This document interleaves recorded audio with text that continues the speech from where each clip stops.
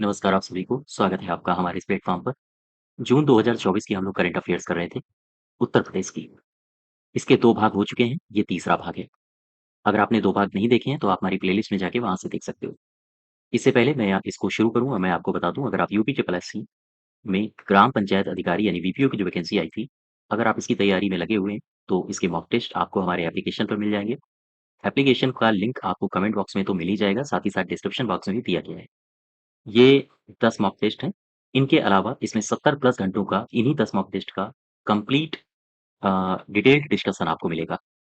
जहाँ-जहाँ से जैसे-जैसे क्वेश्चंस बनाए जा सकते हैं, उसी आधार पर इनका डिस्कशन किया गया है। तो आप इसको ज़रूर जॉइन करिए, ठीक है? क्वेश्चन नंबर 21 देखो, कह रहा है जून 2024 में यूनिवर्सिटी ग्रांट कमीशन ने किंग जॉर्ज चिकित्सा विश्वविद्यालय के दंत संकाय के साथ अटल मेडिकल विश्वविद्यालय को डिफ़ाल्टर घोषित कर दिया है। क्या ये सही है? ये मैंने आपको पार्ट 1 या पार्ट 2 में बताया भी था। अटल मेडिकल विश्वविद्यालय को डिफ़ाल्टर घोषित किया है किसने? यूजीसी ने। और साथ ही साथ किसे घोषित किया है? केजीएमयू के दंत संकाय को। ये कथन आपका सही है। दूसरे में आओ, उत्तर प्रदेश के मुख्य सचिव नियुक्त एवं कार्मिक द्वारा जारी आदेश में प्रतियोगी परीक्षाओं में परीक्षा के दौरान संदिग्ध अगर कोई व्यक्ति है तो उसकी अगर पहचान करनी है, तो वह बायोमेट्रिक करनी है। इसके लिए कौन-सी तकनीक का सहारा लिया जा रहा है? इसके लिए आर्टिफ़िशियल इंटेलिजेंस का सहारा लिया जाएगा। ठीक है? यानी जो भी परीक्षाओं में धांधली होती है, उनके लिए एआई का अब इस्तेमाल किया जाएगा, जो भी संदिग्ध हों, जो भी जालसाज़ हों, उनके पकड़ने के लिए। ये दोनों कथन आपके सही हैं। दूसरा देखो, सही कथन को पहचानो। हाल ही में उत्तर प्रदेश की 35 स्वास्थ्य इकाइयों को गुणवत्तापूर्ण स्वास्थ्य के मानकों को पूरा करने और इस पर खरा खरा उतरने के लिए एनक्यूएएस सर्टिफ़िकेट मिला है। ये मैंने आपको क्वेश्चन डिस्कस भी कराया था। एनक्यूएएस सर्टिफ़िकेट क्या होता है? इसे कौन देता है? इन सब के बारे में आपको पार्ट 2 में इसकी जानकारी मिल जाएगी, ठीक है? तो वहाँ से उसको ज़रूर देखिए। दूसरे कथन को पढ़ो। उत्तर प्रदेश सरकार ने 15 साल पुराने वाहनों पर ग्रीन टैक्स बढ़ाने की योजना बनाई है। अभी हाल ही में समाचार पत्रों में था कि उत्तर प्रदेश सरकार जो पुराने वाहन हैं, 15 साल पुराने वाहन, उनमें ग्रीन टैक्स बढ़ा देगा और इस नई योजना के तहत जो लगने वाला ग्रीन टैक्स होगा, इसकी दर 25% रखी गई है। एक बात मैं आपको बता दूँ, ये जो ग्रीन टैक्स होता है उत्तर प्रदेश में, ध्यान दो, उत्तर प्रदेश में जो वाहन होंगे, अगर वो 15 साल पुराने हो गए हैं, पुराने हैं, तो फिर ग्रीन टैक्स ग्रीन टैक्स देय होगा, ठीक है? ये ग्रीन टैक्स जो देय होगा, वो कितना होगा? 25%। अच्छा, अगर हम एमवी एक्ट की बात करें, एमवी एक्ट का मतलब समझ लो, मोटर व्हीकल एक्ट। तो ये जो ग्रीन टैक्स होता है, इसकी वैधता कितनी होती है? ग्रीन टैक्स की वैधता, क्या बता सकते हो आप? अगर आपसे पूछा जाए, इसकी वैधता कितनी होती है? आप बताओगे 5 साल। ग्रीन टैक्स की वैधता कितनी होती है? 5 साल। वापस आ जाओ। ये कथन और ये कथन दोनों ही कथन आपके सही हैं, ठीक है? तीसरा सही हो जाएगा। 23 देखो, जून 2024 में जारी रिपोर्ट के अनुसार केंद्रीय प्रदूषण नियंत्रण बोर्ड के द्वारा ये रिपोर्ट जारी की गई है। इसमें जो प्रदूषण नियंत्रण बोर्ड है, इसने कहा है कि उत्तर प्रदेश में जो गंगा नदी है, गंगा नदी के साथ-साथ 13 ऐसी नदियाँ हैं, जो बहुत ज़्यादा प्रदूषित हैं। इनका पानी मनुष्य के पीने लायक तो नहीं है, बल्कि ये पानी पशुओं के पीने लायक भी नहीं है, ठीक है? ना सिर्फ इसे मनुष्य, बल्कि इसको अब ये पानी जो है इन नदियों का, इसे पशु भी नहीं पी सकते हैं और अगर पीते हैं तो बीमार पड़ेंगे। तो टोटल संख्या कितनी है? 13 है और इन नदियों में बताया गया है जैसे गंगा है, यमुना है, गोमती है, कुछ-कुछ जगहों का पानी बहुत प्रदूषित है और जैसे हिंडन है ना? इस तरह की नदियाँ टोटल 13 चिन्हित करी गई हैं, केंद्रीय प्रदूषण नियंत्रण बोर्ड के द्वारा और कहा गया है कि इनके जो कुछ-कुछ इलाके हैं, वहाँ का पानी ना सिर्फ मनुष्यों के लिए बल्कि प पशुओं के लिए भी पेय नहीं है। तो इनकी संख्या आपसे पूछी जा सकती है, इनकी संख्या है टोटल 13, ठीक है? क्वेश्चन नंबर 24 देखो, निम्नलिखित कथनों पर विचार करो तथा सही कथन तक पहुँचिए। पहला पढ़ो, कह रहा है कि भारत का पहला शहरी रोपवे उपक्रम वाराणसी रोपवे है, आप सबको पता होगा। परियोजना के एक खंड का निर्माण अगस्त 2024 तक कर दिया जाएगा। यह खंड वाराणसी छावनी रेलवे स्टेशन को रथ यात्रा से जोड़ता है, ठीक है? ये जो एक खंड है इसका वाराणसी रेलवे स्टेशन से रथ यात्रा तक जो जुड़ेगा, ये अगस्त 2024 तक इसका निर्माण कार्य पूरा हो जाएगा। पहला कथन आपका सही है। दूसरे में आओ, सत्र 2024 के लिए स्वयं कार्यक्रम के लिए 15 नए पाठ्यक्रम विकसित करके पहली बार ऑनलाइन शिक्षा के क्षेत्र में बीएचयू ने उपस्थिति दर्ज कराई है अपनी। तो ये भी आपका कथन सही है, दोनों के दोनों सही हैं। ध्यान दो, कितने नए पाठ्यक्रम विकसित किए हैं? आप बताओगे 15। किसने? बीएचयू ने। और किस पहल के तहत? स्वयं कार्यक्रम के तहत। ठीक है? सबसे पहले आप इसको देखो, शहरी रोपवे उपक्रम। इसमें कौन-कौन से क्षेत्र जोड़े जा रहे हैं? इनमें 5 स्थलों को जोड़ा जाएगा। देखो, जैसे गिरिजाघर गिरिजाघर, गोदौलिया, फिर रथ यात्रा, और एक क्षेत्र है इसका काशी विद्यापीठ। इसके अलावा वाराणसी स्टेशन वाराणसी इसे भी जोड़ा जाएगा, और साथ ही साथ वाराणसी छावनी छावनी, इसे भी जोड़ा जाएगा। ये 5 क्षेत्र हैं, ये 5 स्टेशंस हैं जिन्हें जोड़ा जाएगा, या 5 स्थलों को जोड़ा जाएगा। इसके बाद एक कार्यक्रम है आपका स्वयं। कौन-सा था? हाँ, स्वयं कार्यक्रम। देखो, स्वयं के बारे में कुछ जानकारी। बीएचयू ने अभी हाल ही में SWAYAM, इसका पूरा नाम आपसे पूछा जा सकता है। तो बीएचयू ने स्वयं कार्यक्रम के अंतर्गत 15 नए पाठ्यक्रम जोड़े हैं। नए पाठ्यक्रम जोड़े हैं। अब ये स्वयं क्या है? आओ इसको समझते हैं। अच्छा, इससे पहले मुझे ये बताओ, ये जो 15 नए पाठ्यक्रम हैं, ये पाठ्यक्रम किन विषयों पर आधारित होंगे, पता है? जैसे इन पाठ्यक्रमों में इन पाठ्यक्रमों में कौन से विषय शामिल होंगे? जैसे प्रबंधन, मैनेजमेंट, वाणिज्य, विज्ञान, साथ ही साथ चिकित्सा, सामाजिक विज्ञान, ये आदि विषय इसमें शामिल होंगे। विषय इसमें शामिल किए गए, ठीक है? और ये जो पाठ्यक्रम शामिल किए गए हैं, 15 नए पाठ्यक्रम जारी किए गए हैं।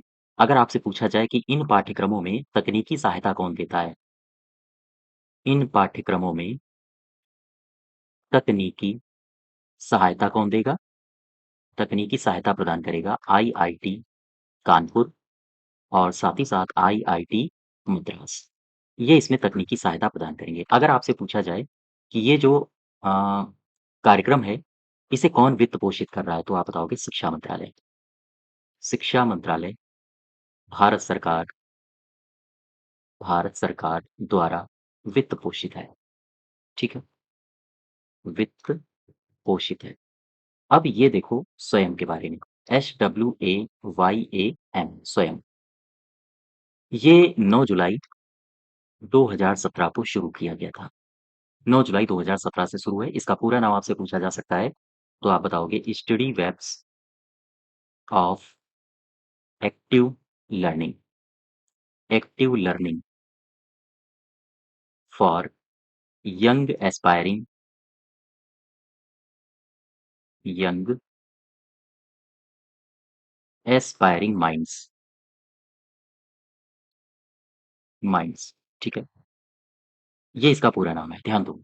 Study webs of active learning for young aspiring minds, ये इसका पूरा नाम है, स्वयं का। और ये शुरू कब से हुआ था? 2017 से। और वास्तव में ये जो स्वयं प्लेटफ़ॉर्म है, यह शिक्षा के सिद्धांतों को प्राप्त करने के लिए एक डिजिटल कार्यक्रम है।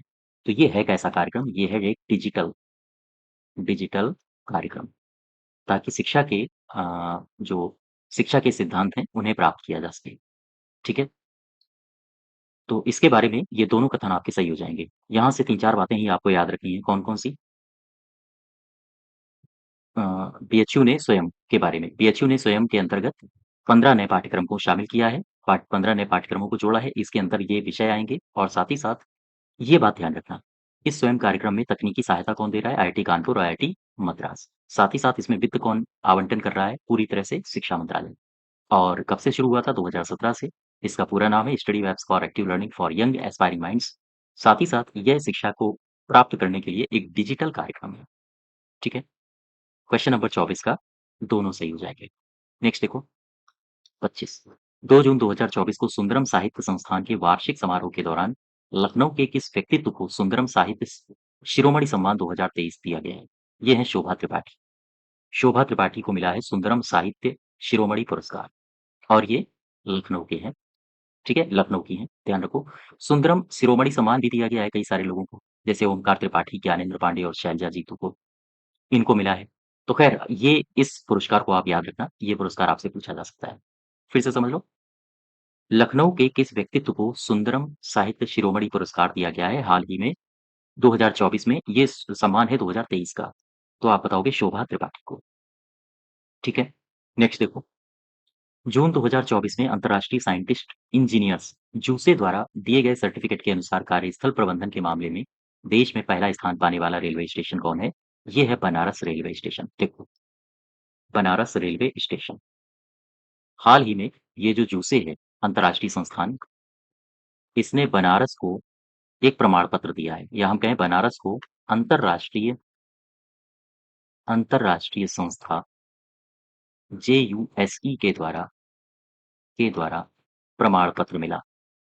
ठीक है। अच्छा, ये जो बनारस को मिला है, बनारस का मतलब क्या है? बनारस रेलवे स्टेशन को मिला है। रेलवे स्टेशन को मिला है। अब देखो, ये मिला है बनारस रेलवे स्टेशन को। ठीक है। ये जो बनारस रेलवे स्टेशन है, अगर आपसे पूछा जाए कि किस बनारस रेलवे स्टेशन को मिला है, क्वेश्चन घुमा के ऐसे भी पूछ सकता है कि ये जो रेलवे स्टेशन है, ये किस रेलवे के अंतर्गत आता है? उत्तर मध्य रेलवे या फिर पूर्वोत्तर रेलवे या फिर उत्तर रेलवे या फिर दक्षिण रेलवे या दक्षिण मध्य रेलवे, ऐसे ही पूछा जा सकता है। तो ध्यान रखिएगा, बनारस रेलवे स्टेशन जिसे ये पुरस्कार मिला है या ये प्रमाण पत्र मिला है, ये किस रेलवे के अंतर्गत आता है? आप बताओगे पूर्वोत्तर। पूर्वोत्तर रेलवे में ये है। किस मंडल में है? तो आप बताओगे वाराणसी। वाराणसी मंडल। ठीक है। और क्वेश्चन ये आता है, ये प्रमाण पत्र दिया किसने? दिया किसने? तो दिया किसने है? ये एक अंतरराष्ट्रीय संस्था है। अंतरराष्ट्रीय एक संस्था है, इसका नाम है JUSE, जूसे। ठीक है। इसे कहा जाता है union of Japanese scientist and engineers इसने दिया है। ठीक है। तो यह पुरस्कार कार्यस्थल प्रबंधन के मामले में दिया गया है। और एक पॉइंट और आप यहाँ से याद रखो, जो आपसे पूछा जा सकता है कि पूर्वोत्तर रेलवे का पहला स्टेशन बताओ जिसे यह प्रमाण पत्र मिला है। यह प्रमाण पत्र मिला है। ठीक है। तो आप वही आंसर बताओगे क्या? बनारस। Banaras railway station. ध्यान रखिएगा, क्वेश्चन पूछे जा सकते हैं, इंपॉर्टेंट है ये। हाँ, ध्यान रखिएगा वाराणसी को। वापस आओ जरा, इसका सही उत्तर हो जाएगा बनारस रेलवे स्टेशन। ठीक है। क्वेश्चन नंबर 26 हो गया। अब आ जाओ 27 में। उत्तर प्रदेश के मलेरिया उन्मूलन अभियान के अंतर्गत सही कथन की पहचान करो। 20 जून 2024 को उत्तर प्रदेश सरकार ने वर्ष 2027 तक राज्य को मलेरिया मुक्त बनाने पर ध्यान केंद्रित करने का फैसला किया है। ये वर्ष याद रखना। मलेरिया मुक्त उत्तर प्रदेश सरकार अपने आप को कब तक बनाएगी? यानी उत्तर प्रदेश मलेरिया मुक्त कब तक हो जाएगा राज्य सरकार के आदेशानुसार? ये याद रखना, पूछा जा सकता है आपसे 2027 तक। ठीक है। दूसरे दूसरे में आओ। दूसरा कथन कह रहा है कि राष्ट्रीय वेक्टर जनित रोग नियंत्रण कार्यक्रम के तहत जून माह मलेरिया रोधी माह है। हाँ, ये भी सही है। जून महीना मलेरिया रोधी माह है।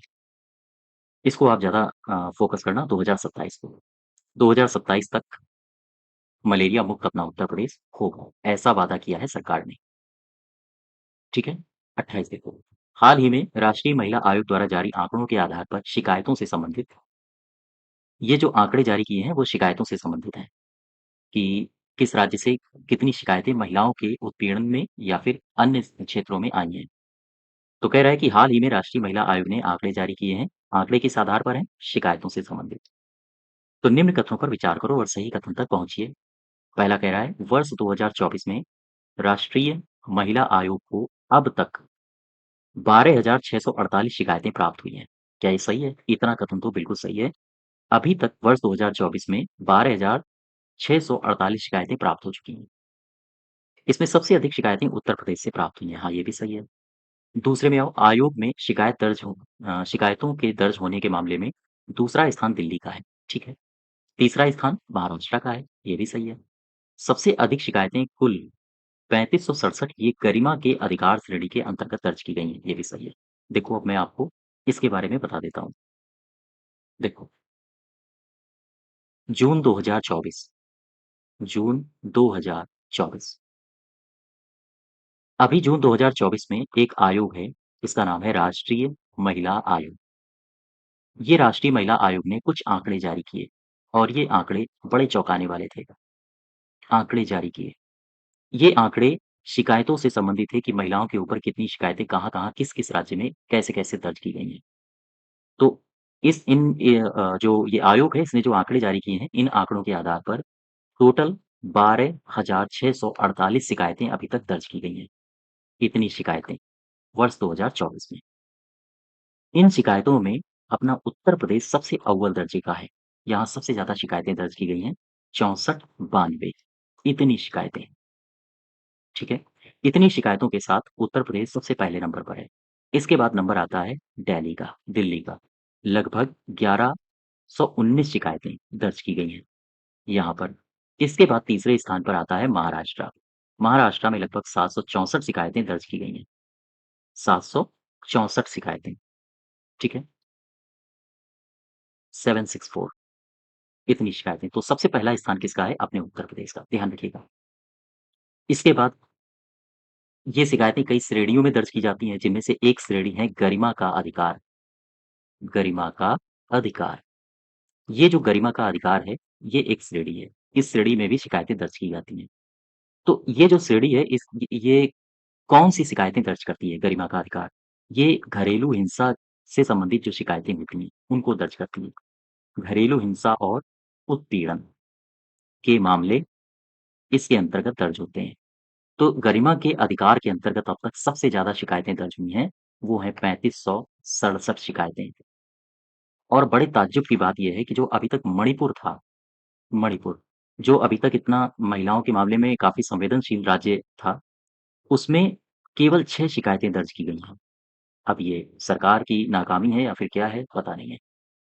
तो मणिपुर से डेटा है कि केवल और केवल 6 शिकायतें दर्ज की गई हैं। तो ध्यान रखो, आपसे क्वेश्चन इस तरह से पूछा जा सकता है कि जो हाल ही में जारी महिला आयोग के द्वारा रिपोर्ट है, उसमें किस श्रेणी के तहत सबसे ज़्यादा शिकायतें दर्ज की गई हैं? तो आप बताओगे गरिमा का अधिकार। कौन-सा राज्य है जहाँ पे सबसे ज़्यादा शिकायतें दर्ज की गई हैं? आप बताओगे उत्तर प्रदेश। ये डेटा आपके लिए उतना महत्वपूर्ण नहीं है, आप इसको मत याद रखना। केवल और केवल हाँ, ये जो फैक्ट हैं, उनको याद रखना। ठीक है? वापस आ जाओ। क्वेश्चन नंबर 28 का सही उत्तर हो जाएगा दोनों। नेक्स्ट देखो, क्वेश्चन नंबर 29। निम्न कथनों में सही कथन की पहचान करो। क्या कह रहा है?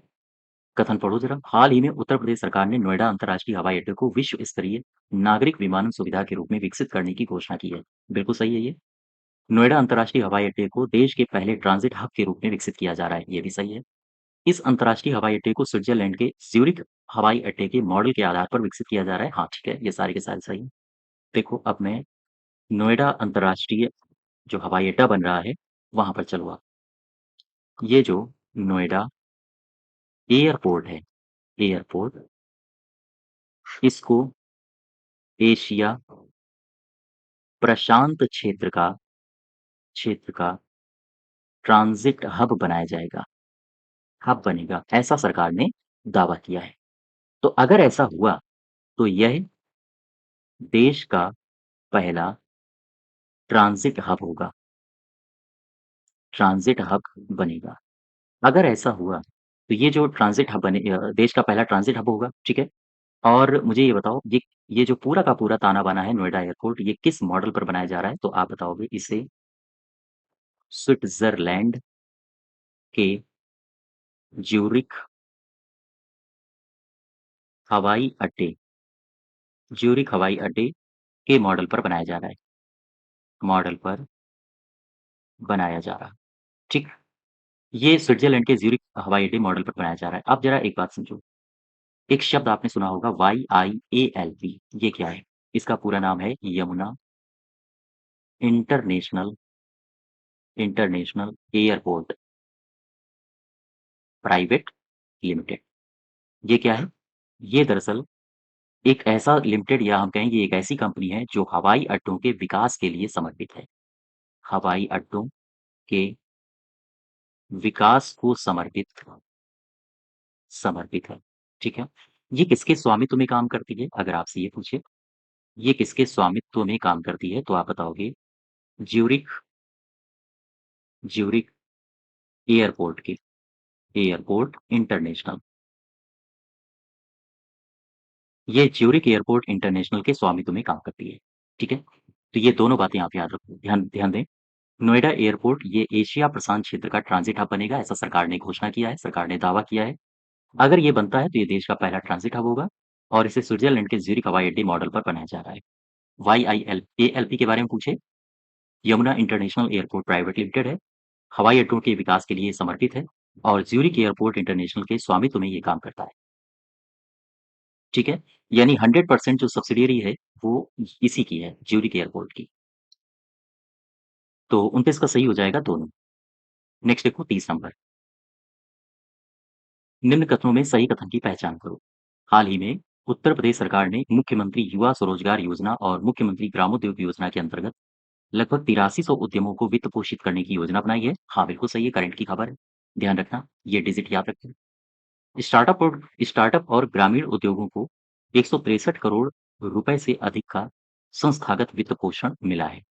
फिर से समझो, सरकार ने अभी स्टार्टअप और ग्रामीण उद्योगों को 163 करोड़ रुपए से अधिक का संस्थागत वित्त पोषण दिया है। हाँ, ये दोनों बिल्कुल सही है। तीसरा आपका सही हो जाएगा। देखो, अभी उत्तर प्रदेश सरकार ने 2 ऋण योजनाएँ हैं, 2 ऋण योजनाएँ। तो इन 2 ऋण योजनाओं के अंतर्गत 8300 उद्यमों को उद्यमों को वित्त पोषित करने की योजना बनाई है।